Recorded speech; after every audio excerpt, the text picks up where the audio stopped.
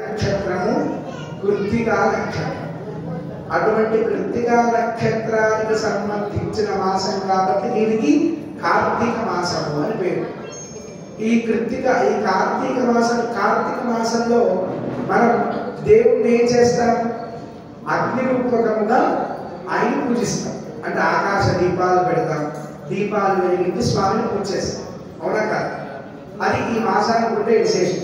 అలాగే చాలా మంది ఈ మాసము శివుడికి కేశవుడికి ఇద్దరికి చాలా ప్రీతిపాత్రమైనది అని చెప్తారు. ఇద్దరికి చాలా ఇష్టమైన మాసము అని చెప్తారు. అందుకే ఈ మాసంలో చాలా మంది ఏం చేస్తారు? కార్తీక దామోదర వ్రతం చేస్తారు. తెలుసా మీకు అందరికి? ఎప్పుడైనా చేసుకున్నారు దామోదర వ్రతం?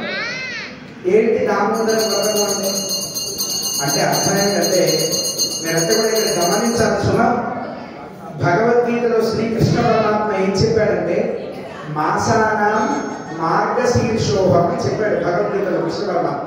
అంటే మాసాల అన్నింటిలో నేను మార్గశీర్ష మాసము నీ అని చెప్పాడు. ఎందుకంటే 12 మాసాలు ఉంటే మార్గశీర్ష మాసాన్ని నేను ఎందుకు చెప్పాడు పరమాత్మ అంటే, ఇక్కడ మనం గమనించాల్సినటువంటి ఒక చిన్న లాజిక్ ఉంది.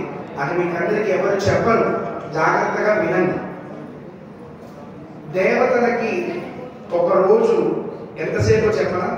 మన ప్రకారంగా అయితే మనకి ఒక సంవత్సరం గడిస్తే దేవతలకి ఒక రోజు ఏమవుతుందండి?